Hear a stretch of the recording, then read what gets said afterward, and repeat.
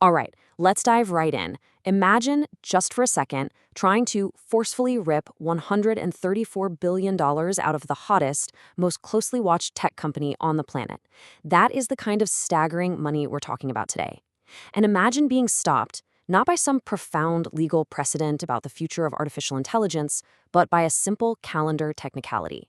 Welcome to The Explainer. Today we're unpacking a story that's been hanging like a massive legal dark cloud over the entire AI industry for months. Just look at that number, 134 billion. Elon Musk, who as we know is one of the original architects of the current AI boom, was looking for a massive payday, or depending on how you look at it, a massive reset from the very company he helped build. The stakes here were absolutely immense. If he had actually won this case, it could have fundamentally crippled the financial engine driving the next decade of technology. But that battle, it's over now. So we're going to break down exactly why a federal jury just handed Musk a massive defeat, how a basic 3-year deadline changed tech history, and what this newly cleared runway means for the market. Section 1. The billion-dollar lawsuit. So how exactly did this go down? According to a May 18, 2026 report from the New York Times, a federal jury in California ruled squarely in favor of OpenAI, Sam Altman, and Greg Brockman. But the really fascinating part is that number, 2 hours. Less than 2 hours of deliberation. That's literally all it took for the judge to officially dismiss Musk's claims. I mean, think about the gravity of a $134 billion lawsuit, and then think about how insanely fast 2 hours is for a jury to just say, no. The entire case basically came down to the clock. To get why it was thrown out so fast, we really have to look at what Musk was actually arguing. When he filed this suit back in 2024, his core claim was essentially that Altman and Brockman stole a charity. He argued that OpenAI was founded in 2015 strictly as a nonprofit research lab meant to benefit all of humanity. But he claimed it was secretly restructured to just print money. And that was his reasoning for demanding that $134 billion in damages be sent right back to the nonprofit side of the organization. Section 2. The 3-year legal clock. Now, this is where OpenAI's legal strategy is just brilliant, and it shows how corporate legal battles are actually fought. They didn't really argue about the soul of the company. They argued the math, the timeline. Check this out. You've got 2015, the founding. Jump to 2017. OpenAI's legal team proved in court that Musk actually knew about the internal plans to turn it into a profit-making machine back then, but he didn't sue. Look at the end of the timeline there. He waited all the way until 2024 to file the lawsuit. And that huge delay? That brings us to this specific legal definition, the statute of limitations. It's the calendar technicality I mentioned earlier. It's basically a strict legal deadline, 3 years in this case, to get your lawsuit filed. Because Elon Musk knew about the profit plans in 2017, but waited until 2024, he completely missed the window. The clock literally ran out on a $13.4 billion claim. And man, OpenAI did not mince words in their defense either.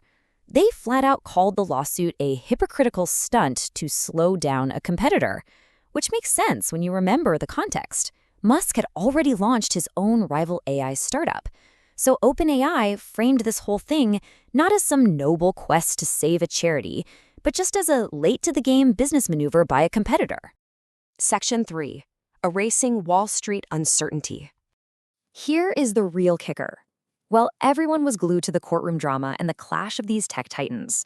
The real money was hiding somewhere else. For Wall Street, this verdict is a massive glowing green light.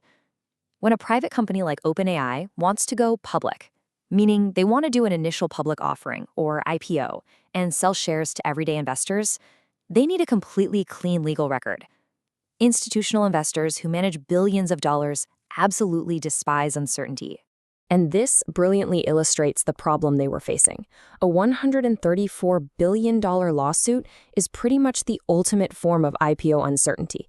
It's like trying to sell a beautiful mansion while the previous owner is standing in the front yard swinging a giant wrecking ball, right? Investors just won't touch it. But thanks to that 2-hour jury decision, that wrecking ball is officially gone. Section 4. The trillion-dollar AI race. With that legal cloud totally erased, OpenAI has a completely clear runway for a highly anticipated stock market debut later this year. And we are not talking about a normal IPO here. Just look at the leap in scale. You've got the $134 billion lawsuit on one side, but look at the second bar. current estimates project this IPO will value OpenAI at an astonishing $1 trillion. That is an absolute market shockwave. To put $1 trillion into perspective, hitting that market capitalization usually takes decades. Traditionally, companies only get there after years and years of dominating global supply chains or building massive, deeply entrenched consumer networks. OpenAI is poised to hit this valuation at breakneck speed. But why does that valuation actually matter for the technology itself? 2 words: capital expenditure, or CapEx. A $1 trillion public valuation means OpenAI will have unmatched access to cold, hard cash. And in the AI industry, cash is absolutely king, because the physical costs required to keep the AI learning and functioning are just astronomical. Here's how that financial pipeline actually flows. In AI, cash instantly converts into compute power. That public market money gets injected straight into securing those highly coveted physical chips.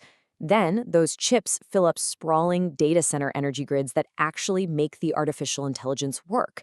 You simply cannot have this software revolution without a hugely expensive physical infrastructure backing it up. So think about the domino effect here. By clearing out that legal threat, massive funds can now pour directly into OpenAI. That kind of unprecedented public market injection is going to send shockwaves through the industry, basically forcing existing hyperscaler monopolies and rival startups to aggressively rethink their own positions and valuations. The race for AI infrastructure, it just got totally supercharged. Which leaves us with this final thought. The AI revolution is clearly no longer just about engineers writing code. It is fundamentally about who controls the capital that builds the machines.